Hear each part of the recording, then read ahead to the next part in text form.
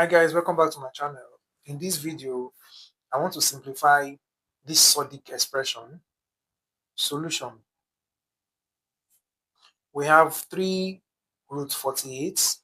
Root 48 is also 16 times 3. Okay, 16 times 3 will give us 48. Remember, one of the factors must be a perfect square number, which is 16. Alright, so we have 5 over 2.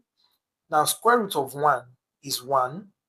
Or square root of root 3, square root of 3 is still root 3, okay, plus we have 4 root 3.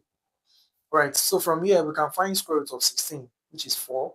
So we have square root of 16 is 4, we can write that outside. Then we have root 3 minus 5 over 2. Now let's rationalize 1 over root 3 by multiplying the numerator and denominator by root 3. 1 times root 3 will give us root 3, and root 3 times root 3 will give us 3.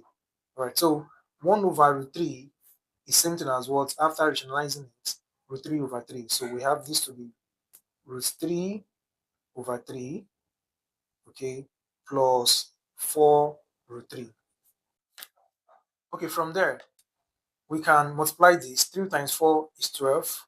We have 12 root 3 minus, then we multiply this same thing as 5 over 6. 2 times 3 is 6 root 3 plus 4 root 3. Okay, now we can factor out root 3. Root 3 is common. Let's factor out root 3. Factor out root 3. So if I factor out root 3, I can bring it out. Root 3, I have 12 here minus 5 over 6 plus 4. Alright, then I can do the addition first. I can do 12 plus 4 will give me 16. So 16 minus 5 over 6. Now let's do that here. 16 over 1 minus 5 over 6. The LCM is 6. How many 1? We see 6. 6 times 16 is 96 minus how many 6 is 1 times 5. So we have 91 over 6. 96 minus 5 is 91 over 6.